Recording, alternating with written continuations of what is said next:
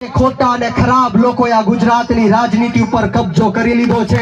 આ ગુજરાતની રાજનીતિમાં તમારી અને મારી જેવા યુવાનોએ આવવું પડશે, ખેડૂતોએ આવવું પડશે, મહિલાઓએ આવવું પડશે અને એવા લોકોએ પણ આવવું પડશે જે નાના, દબાયેલા, કચડાયેલા, પછાત, ગરીબ, અશિક્ષિત અને વ્યસનોથી ઘેરાયેલા તમામ સમાજ, જ્ઞાતિ અને ધર્મના લોકોનો અવાજ રોડ રસ્તાથી લઈને વિધાનસભા સુધી અવાજ બુલંદ કરી શકે એવા લોકોએ આ ગુજરાતની રાજનીતિમાં આવવું પડશે। હું હર હંમેશ કહું છું कि ये जगह बेच देंगे, गगन बेच देंगे, ये जमीन बेच देंगे, गगन बेच देंगे, शहीदों के सिर का कफन बेच देंगे, अगर ना जगे मेरे भारत के देशवासियों तो ये भाजपा वाले अपना हिंदुस्तान भी बेच देंगे। ये भाजपा वाले अपना हिंदुस्तान भी बेच देंगे। ये नगर बेच देंगे, निगर बेच देंगे, ये नगर बेच देंगे, निगम बेच देंगे, अगर खरीदेगा कोई तो हमारे घर भी बेच देंगे।